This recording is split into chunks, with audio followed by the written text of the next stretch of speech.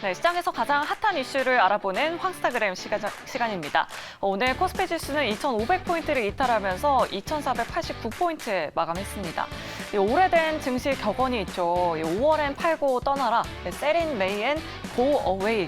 이 문장이 정말 피부로 다가오고 있는 듯한데요. 4월에 3거래일 남겨두고 있는 이 시점에 우리 투자자분들이 가장 고민이 크실 듯합니다. 또 당장 다음 달 3일 수요일에는 미국 FOMC 회의를 앞두고 있죠. 우리나라 시간으로 목요일 오전 3시에 금리 결정이 있을 예정인데요.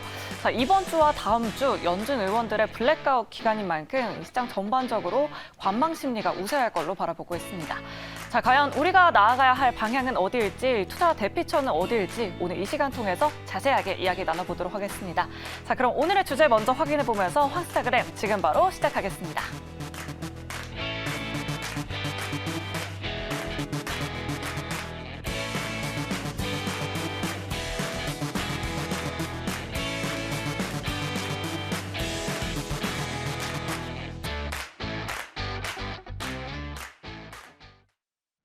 네, 급변하는 시장을 진단하고 그에 따른 대응 전략을 살펴보는 시간이죠. 네, 황스타그램 시간입니다.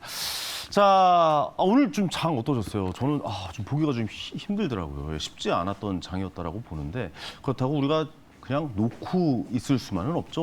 또 4월 또 마지막에 또 FOMC 회의가 예견이 돼 있어서 좀 긴장 상태로 보여집니다. 자, 글로벌 금리는 어떤 방향으로 움직일지 오늘은요. NH투자증권 박종철 상무 모셔보고 이야기 자세하게 좀 나눠보도록 하겠습니다. 안녕하세요. 네, 안녕하십니까. 반갑습니다. 네. 어떻게 보고 계십니까? 금리 이제 거의 뭐 막바지로 온 것 같긴 한데 네. FOMC 회의 결과가 어떻게 나올지도 좀 궁금한데 네네. 예상을 좀 해주시자면 어떨까요? 시장에서는 이미 뭐 어느 정도 뭐 금리 인상의 어떤 그런 판단은 좀 끝나가고 있다. 그렇죠. 이렇게 예상들을 많이 하고 계신데요. 네네. 장기적으로 봤을 때는 다 맞는 얘기실 거예요. 근데 저는 5월 달에는 25bp 금리 인상 한다고 봅니다. 한 번 정도는 더 올릴 가능성이 한 번 굉장히 정도 높다고 한다고 보고 있고요. 네네네. 뭐 시장에서 나오는 여러 가지 모습들은 그 미국이 생각보다 경기가 좋지 않다. 네네네. 최근에 이제 가장 화두로 됐던 게 불과 몇 주 전까지만 해도 우리는 이제 인플레이션 이 얘기에 늘 얘기를 듣다가 그렇죠. 최근에 나온 단어는 인플레이션에서 좀 리세션, 경기 침체 쪽 얘기가 조금 더 많은 것 같아요. 아래 공포라고 네. 하죠. 예. 그래서 이 리세션 쪽 얘기가 나오다 보니까 제가 준비해온 차트가 조금 몇 가지가 있는데요. 네, 한번 보면서 얘기해 예, 볼까요? 한번 보면서 얘기를 좀 드리면 네네. 사실상 지금 고용도 좋고 경기도 좋은데 실질적으로 지금 미국인들의 초과 저축은 줄어들고 있어요. 저게 무슨 의미인 걸까요? 그러니까 지금 돈을 뱅크는- 모아놨던 것들을 예. 그러니까 그만큼 고객들 그 일반적인 우리 그 미국 시민들이 네네. 세이빙에서 놔뒀던 돈을 찾아다 인출하는 먹고 거죠. 사는데 쓰고 있는 거죠. 그게 그 뱅크런 사태와 엮이면서 그런 쪽으로 생각을 그거랑은 해야 조금 되는 다른 건가? 얘기입니다. 다른 네, 얘기입니까? 조금 다른 얘기고 네네네. 이건 실질적으로 가용 자산을 음. 내가 생활에 쓰고 있다라고 보시는 게 좀 맞으실 것 같아요. 네네네. 그렇다면 현금이 좀 부족했었다라고 좀 평가를 해야 되나요? 현금이 결과적으로는 점점 내가 모아놨던 돈을 갖다 쓰고 있다. 모아놓은 자산을. 네, 모아놓은 돈을 갖고 쓰고 있다. 이렇게 보시는 게 좀 맞으실 것 같고요. 네네네. 다음 페이지를 한번 보여주시면은 소비 감소. 소비도 판매가 증가율이 좀 빠지고 있어요. 네. 그러니까 어떤 소비 주체가 돼 있는 이런 판매율 자체가 좀 떨어지고 있다는 건 네네네. 결과적으로 지금 소비도 꺾였다는 얘기를 보여주고 있고요. 그럼 생산자는 좀 어떨까? 네네. 생산자를 또 한번 봐보시면 다음 페이지 보여주시면 네. 이런 소기업들이 실질적으로 어떤 체감하는 신용시장의 여건은 굉장히 급속도로 좀 떨어지고 있어요. 아마 그렇군요. 여기서 네네. 뭐 우리가 최근에 겪던 은행 사태라든지 뱅크런 사태라든지 이런 것들 다 연관이 돼 있을 것 같은데 네네네. 다음 페이지 한번 또 보여주시면 대출도 뭐 감소하고 1주차, 2주차, 3주차, 4주차, 5주차별로 한번 쭉 보여드리면 네네. 대형 은행이 됐건 소형 은행이 됐건 사실상은 지금은 은행들도 대출을 해주는데 굉장히 꺼리고 있거든요. 그러네요. 그럼 반대로 얘기하면 네. 돈줄이 말라가고 있다는 거예요. 그러니까 돈이 지금 이 시중에 현금들이 다 회수가 되고 있다. 그렇죠. 뭐 이렇게 좀 생각할 수 네, 시중에 있는 돈이 없어졌다라는 얘기는 네네네. 결과적으로는 그게 이제 경기 침체를 침체죠. 얘기를 하는 거니까. 아니 이 지표들을 다 종합해 보면은 지금 경기 침체가 그러면은 미국은 이게 지금 시작이 된 거 아닐까라는 생각이 저는 들긴 그렇게 하거든요. 보고 있습니다. 예, 거의 초입이 아니라 이건 들어왔다라고 봐야겠는데요. 다음 페이지 한번 봐보시면 조금 네네네. 더 몸에 와닿으실 수 있으실 것 같아요. 네. 이게 이제 기준금리, 또 경기 침체, 뭐 은행의 대출 태도 지수 이런 걸 좀 제가 보여드리는 그래프인데요. 네네. 가장 뭐 최근의 기억 한번 해볼까요? 우리 2008년에 어떤 일이 있었었죠? 서브프라임 무기적으로 예. 사태가 있었죠. 근데 사실상은 2004년부터 2006년 동안 기준금리가 굉장히 급격하게 올랐죠. 네네. 근데 대출 채무 지수는 사실상은 기준금리가 올라갈 때 바로 따라 올라가진 않아요. 역사적으로 봤을 때. 기준금리가 먼저 오르고 네. 그 다음에 이제 대출 태도 지수가 올라가면서 금융권에서 자금을 좀 이렇게 조이는 이런 역할을 하는데 네네. 최근의 움직임을 한번 보시면 이번에는 기준금리가 올라갈 때 엄청나게 대퇴- 가파르네요. 태도 지수도 같이 올라갔어요. 그러니까요. 그러니까 이 얘기는 뭐 지금 리세션이 온다라는 게 사실상은 코로나 사태보다도 더 네. 확률적으로는 높게 보고 있으니까 그러기 때문에 이제 아마 시장에서는 금리는 더 이상 못 오를 거야. 아니야 낮춰야 돼. 이런 얘기들을 많이 하고 있는데요. 네네. 근데 저는 사실상은 그 얘기는 조금 너무 빠른 판단이라고 생각을 해요. 아까 금리 인하는 지금 시기상조다. 네, 시기상조라고 봅니다. 그럼 지금 이 상태를 한 번 정도 더 올리고 유지를 좀 해야 된다고 당분간은 더 유지를 할 거라고 저는 보고 있어요. 유지를 할 왜냐하면 것이다. 예, 미국의 연준은 가장 원하는 그 친구들이 가장 원하는 바는 네. 인플레이션을 잡는 게 목표예요. 그렇죠. 네, 근데 아직까지 인플레이션을 잡았다고는 말을 못 하니까 네네. 저는 요즘의 시장을 좀 비유를 해서 좀 쉽게 설명을 드리면 요즘 우리 공원 같은 데 가보시면 많은 분들 강아지 많이 키우시잖아요. 네네. 이렇게 강아지하고 산책들 많이 하시잖아요. 그렇죠. 그럼 보통 어떻죠? 강아지들은 막 뛰어나가요. 그럼 주인들은 어떻죠? 그 따라가죠. 목줄을 들고 네. 속도를 제어하면서 따라다니잖아요. 네네네. 제가 봤을 때 현재 그 강아지가 시장인 것 같고요. 목줄을 재고 있는 사람이 연준인 것 같아요. 그래서 너무 그 제어가 좀 잘 안 되는 상황이다라고 물론 그렇긴 하겠죠. 볼 수 그렇겠지만 있겠네요. 예. 지금은 일단은 5월 달에 25bp 금리 인상을 할 것 같고요. 대놓고 얘기하고 있잖아요. 네네네. 당분간 금리 인상 없다라고 네. 얘기하니까 지금은 금리 인하보다는 저는 아마 그거보다는 뭐 QT를 중단하는 뭐 이런 카드를 먼저 쓸 것 같아요. 아, 그래요. 네. 한편에서는 지금 뭐 6%까지 올려야 된다라는 목소리도 나오고 있는데 그건 좀 무리수 아닙니까? 그거는 제가 봤을 땐 좀 네. 틀린 내용 같아요. 그건 좀 말이 안 되는 그거는 내용이다. 벌써 이제 지나간 내용인 것 같고요. 네네네.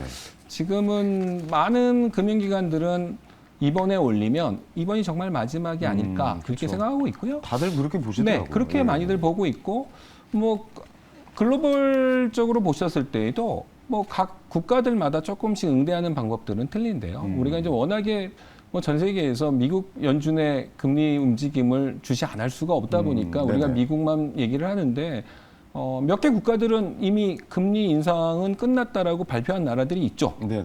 뭐 대표적으로 캐나다도 캐나다가 있고 있죠. 호주도 있고 그리고 뭐 발표는 안 했지만 사실상 대한민국도 그 두 번 동안 이제 예. 유지시켰죠. 뭐 예. 유지 동결로 봐야 되고 네네. 뭐 이제 연내 금리 인하, 뭐 아시아 최초의 금리 인하라고 걸 한국이 할 거다 이렇게들 많이들 보고 있으니까 네네. 뭐 그 3개국 그런 나라들이 이제 점점 생길 것 같아요. 그렇다면 이제 금리는 여기서 멈추고 네. 그다음에 이제 경기 침체에 대해서 걱정을 좀 해야 될 시기가 저는 오기는 그럴 오라고 봐야겠네요. 수밖에 없을 것 같아요. 네네네. 알겠습니다. 아무래도 그럼 소비가 좀 줄어들고 네. 아무래도 뭐 자동차나 TV를 갑자기 바꾼다거나 이런 일은 없을 거고 네. 그렇다면은 필수 소비재가 좀 아무래도 좀 가치주나 이런 쪽이 좀 많이 좀 보이겠네요. 네, 네. 어떻게 보면 전체적 흐름으로 봤을 때는. 아무래도 그럴 수 있겠죠. 네네, 알겠습니다. 자, 그럼 FOMC 회의의 내용은 그럼 이번엔 뭐가 나올까요? 뭐 우리가 이번에는 맨날 생각했던 내용들이 나와서. 금리 인상 25p 인상한다는 얘기 할 거고요. 그냥 네. A 주시하겠다. 그냥 얼버물 것 같아요. 특별한 멘트 안 할 것 같습니다. 특별한 말이 없다. 예. 예. 특별한 말 이번에 없을 것 같아요. 뭐 성장률에 대해서 그러니까 뭐 CPI 지수, 네. 성장 물가 지수나 이런 것 쪽에서는 얘기 안 할까요? 늘 우리가 지금 여태까지 연준이 항상 얘기할 때 연준의 기본적으로 그 말하는 방식은 네네. 굉장히 데이터 디펜던트 하잖아요. 어떠한 논리적 근거를 가지고 생중계하죠. 예, 뭐 네. 그래서 그걸 쭉 나열하는 식으로 얘기를 하다 보니까 네네. 여태까지는 계속 연준이 경기는 강하다, 미국은 강하다라는 게 이제 기본적인 깔려 있는 바탕이었잖아요. 네네네. 근데 조금은 좀 미국에서도 조금 차이가 있는 것 같으면 최근에 이제 렌즈건 같은 경우에는 미국의 경기 침체에 대한 언급들을 지금 조금씩 이렇게 내뱉고 계시거든요. 네네. 그러니까 과연 FOMC 이번에서도 파월이 그런 쪽 얘기를 할지 안 할지는 사실 저는 모르겠지만 이번에는 웬만하면 좀 말을 아끼는 5월 달이 되지 않을까. 말을 그래야지 다음에 또 이렇게 네. 얘기를 하고 뭐 그런 얘기가 나올 테니까 네. 뭐 최대한 말을 아끼는 FOMC가 될 것 같습니다. 그렇군요. 하긴 뭐 파월의 말을 믿을 수가 있어야죠. 맨날 말이 계속 바뀌니까 네, 어느 장단의 그 말을 다 받아들여야 될지 어느 장단에 네. 춤을 춰야 될지 잘 몰라서 이번에는 그렇게 큰 이슈 섞인 말은 던질 것 같지 않고 그냥 무난하게 할 것이다. 뭐 이렇게 근데 보고 계시는군요. 25p 인상이 안 돼도 문제라고 보는 거예요. 오히려. 네. 예. 아마 25p 그러니까 시장의 컨센서스는 25p 인상 쪽으로 다 생각을 하는데 저는 만약에 이번에 0.25 안 올리면은 뭐 은행 쪽에 무슨 문제 있을 것 뭐 같다라는 맞습니다. 생각이 좀 들어요. 네, 뭐 만약에 안 워낙에 된다면. 지금 뭐 여러 분들이 그런 언급을 하셨죠. 네네네. 그리고 뭐 언제 어떻게 될지 사실 지금 시장은 모르는 모르죠. 얘기다 보니까 뭐 일이 생기고 나면 돌이켜 보면 충분히 그럴 수 있다. 뭐 48시간이 안 걸려서 은행 두 군데가 그러니까요. 나가 떨어졌으니까. 아니 아까 잠깐 그 서프라임 무기지론 사태도 기억을 해보면은 어떤 은행이 하나 베어스타스인가요? 파산을 한 다음에 주식은 상승을 했는데 그 다음에 이제 서프라임 무기지론 발생하면서 리먼 사태가 갑자기 터지면서 주식이 완전 폭락 내리 꽂았잖아요. 근데 사실 그걸 예상을 아예 못했던 거잖아요. 연준도 설마 그렇고. 리만이 무너질 거라고는 그럼 누가 생각해요? 전 세계 생각들을 안 3위인데. 했죠. 예, 네. 미국에서 3위의 네. 금융기업이었는데 그런 일도 벌어졌으니 사실 이 상황도 지금 어떻게 흘러갈지는 저는 약간 좀 계속 의심의 눈초리를 좀 볼 수밖에 없는 아마 상황이다라고 많은 분들이 그렇게 생각해요. 보고 계신 것 같은데요. 네네. 별일 없이 잘 넘어갔으면 좋겠습니다. 그러니까요. 저도 네, 같은 생각입니다. 근데 지금은 그런 시장 같아요. 이게 그 논리적으로 객관적인 맨정신으로 하나하나 뭐 이렇게 뭘 들춰보면 지금은 참 어려운 시장 같아요. 지금은 좀 맞아요. 봐도 못 본 척 약간 이런 마음으로 잘 넘어가기를 좀 시간이 해결해 주는 것도 있잖아요. 네네네, 뭐 맞아요. 하나하나 따져서 우리가 부부 싸움을 할 때도 이렇게 조목조목 다 따져가면서 싸울 때가 있는가 하면 네네. 그냥 시간이 좀 해결해 줄 때도 있는 거니까 그런 생각하면 저는 지금은 조금 인내심을 가지고 좀 지켜보는 게 어떨까 네네네. 이렇게 생각이 듭니다. 저도 그래서 안 그래도 지금 스트라이크 들어오기 전까지는 볼에는 배트를 휘둘지 않으려고 투자를 안 하고 있는 상태입니다. 뭐 예. 그 기다리시는 것도 네, 기다리고 굉장히 있습니다. 좋은 투자의 한 방법이시죠. 그렇습니다. 한가운데 스트라이크 들어올 때까지 좀 기다려볼까 생각 중입니다. 채권 얘기를 좀 해볼게요. 네. 예, 이 긴축 종료 기대감으로 국고채 등 시장 금리 빠르게 하락 중이고 네. 또 향후에도 채권 가격 강세가 좀 지속될 것이다라는 전망이 좀 지배적인 것 같은데 어떻게 보세요? 채권 쪽에서도 예. 저는 뭐 지금은 무조건 채권의 시대가 왔다. 채권의 시대다. 네. 어. 과거를 봐도 그렇고요. 네네. 뭐 항상 금리 인상의 어떤 그 기조가 끝나고 그 사이클이 바뀌는 텀에 가장 좋았던 어떤 상품군 또는 자산군을 따져보면 당연 채권을 이길 가장 안정적이죠, 좋은 게 사실. 없죠. 네네네. 그래서 지금은 뭐 아무래도 근데 좀 그 국채 뭐 이런 쪽에 사람들이 많이 관심을 갖고 있는데 네네네. 정말로 적절한 관심이다 이렇게 생각하고 있습니다. 네. 국채 얘기하셨는데 사실 사람들이 제일 믿는 게 국채잖아요. 그렇죠. 예, 미국 네. 국채는 뭐 전 세계에서 가장 안정된 투자가 이제 미국 국채고, 뭐 대한민국의 국채도 사실 네, 그런 맞습니다. 대우를 받고 있는 게 네. 국채인데 안전자산의 대표인데 국채 투자하면은 사실 많은 분들이 생각보다 어려워하시더라고요. 그래요? 투자 이 국채 같은 거 투자를 어떻게 해야 되는 건지도 좀 말씀해 주셨으면 좋겠어요. 이게 일반적으로 개인이 국채를 사실 수 있는 방법은 네네. 세 가지세요. 뭐 국공채 펀드를 사시는 방법이 하나 있으실 것 같고요. 네네. 뭐 국공채 ETF를 사시는 방법이 있을 수 있고. ETF를 사야죠. 예. 그다음에 하나는 그냥 개별 채권, 그러니까 국채를 바로 사시는 방법도 있으세요. 근데 이 방법은 좀 어렵지 않아요? 바로 사는 거는? 어렵긴 해도 네. 그 어려운 뒤에는 달콤한 열매가 있습니다. 좋은 말씀이네. 네. 예. 어떤 게 있냐면은 과세 체계가 틀려요. 네, 과세 체계. 네네네. 그러니까 대부분 그 ETF나 펀드를 사시게 되면 네. 뭐 이게 국내 채권이 국내 국채냐 미국 국채에 따라서 과세가 조금 틀리긴 한데요. 네네네. 기본적으로 채권을 사실 때는 두 가지를 보고 사시는 거거든요. 하나는 이자를 수령하시려고 하시죠. 그렇죠. 그게 가장 크죠. 네, 그게 가장 네, 크죠. 네네. 대부분 채권을 사면 사실 이자를 받으시려고 사시는 게 채권인데 네. 지금은 채권 가격이 많이 빠져 있다 보니까 네. 채권의 양도 차익이 생길 수 있는 걸 많이 기대할 수 있는 구간이에요. 그렇겠네요. 향후 금리가 떨어지면 네네. 장기물을 사놓으면 네. 작은 금리 차이에서도 양도 차익이 많이 발생할 수 있다 보니까 그 양도 차익을 노리고 채권을 사시는 게 지금은 그러니까 캐리라고 하는 이자 수익보다는 그 양도가 훨씬 더 큰 목을 차지하고 그러네요. 있거든요. 양도 소득이 발생할 수 네. 있죠. 예. 근데 그 양도 차익에 대한 소득이 개별 채권을 사시게 되면 주식과 똑같이 비과세세요.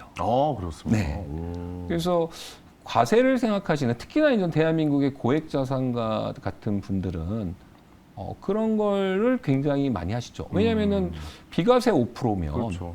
네. 최고 세율 계신 분들은 그렇죠, 정기예금 네. 10%짜리니까 그리고 가장 안정적이고. 안정적이고 네네. 그래서 그러다 보니까 뭐 지금 자막에도 나가겠지만은 뭐 올해만 해도라도 거의 뭐 1조 원 비슷하게 채권 매수가 있었으니까 네네. 그것도 국채 그 바로 전달이 한 7천억 정도였었고요. 그렇군요. 뭐 그러니까 그 정기예금에 들어갔던 돈들에서 굉장히 빠르게 이제 국채 쪽으로 오고 계시는 거죠. 네네. 저는 뭐 굉장히 합리적인 투자라고 생각합니다. 그렇죠. 아무래도 좀 시드머니가 있으신 자산가분들은 국채 투자를 무조건 포트에 몇 % 정도 담아놓고 하시더라고요. 우리 늘 얘기하잖아요. 네네. 6대 4. 맞아요. 네, 6대 4의 4. 비율로 네. 많이 좀 하시는 것 그러니까 같아요. 지금은 정말로 그 어느 때보다 분산 투자가 가장 중요한 때라고 저는 생각을 해요. 분산 투자가 중요하다. 근데 많은 분들이 아무래도 이 방송을 보시는 분들이 네. 아주 전문가 분들도 있으시지만 그렇죠. 또 전문가 아니신 분들도 있으시잖아요. 네, 저같이 전문가 아닌 사람도 이렇게 아니요. 진행하잖아요. 야, 우리 뭐 그렇지는 않습니다만. 아닙니다. 뭐 근데 이게 제가 좀 그 어디 가서 강의할 때 항상 우스갯스럽게 이런 얘기를 해요. 이게 그 우리가 이제 아들이 생일이에요. 네네네. 아들이 생일이어서 친구들을 초대했어요. 초대해서 막 그 다양한 음식을 준비하고 싶어서 애들 왔으니까 여러 군데 이제 음식점을 전화해서 다양하게 애들한테 뭘 베풀고 싶었는데 맥도날드, 버거킹, 롯데리아에 전화를 하면 결과적으로 오는 건 햄버거고 햄버거죠. 예. 감자튀김이에요. 그러니까 네네네. 그건 분산 투자가 아니거든요. 그렇죠. 이게 또 어떤 다른 메뉴를 그렇죠. 선택을 해야 된다. 어떤 분들도 예. 또 분산 투자하시겠다고 다양한 증권사, 다양한 은행 거래하세요. 네. 그러면은 그 시대의 대표 상품들 가면 또 비슷한 상품들 받아요. 그렇죠. 그럴 바에는 정말 한두 군데에서 분산 투자하시는 게 훨씬 더 좋습니다. 예. 더 듣고 싶은데 시간이 항상 아쉽습니다. 네. 나중에 또 시간 한번 내주세요. 채권 얘기가 이것도 재밌네요. 왜냐면 저희 채권 얘기는 처음 한 것 같아가지고. 그러게요. 저도 네. 좀 걱정을 했었습니다. 이 주식 재밌었습니다. 방송인 걸로 기억을 해서. 너무 즐거웠습니다. 네, 아이고, 또 감사합니다. 뵙겠습니다. 감사합니다. 예. 항상 이게 생방송이라 시간이 너무 아쉽습니다. 자, 오늘 당첨자 밑에 나가고 있죠? 이분께 줄탄 공연 티켓 보내드리도록 하겠습니다. 저는 내일 저녁 7시에 생방송으로 또 다시 찾아뵙겠습니다. 황현이었습니다. 감사합니다.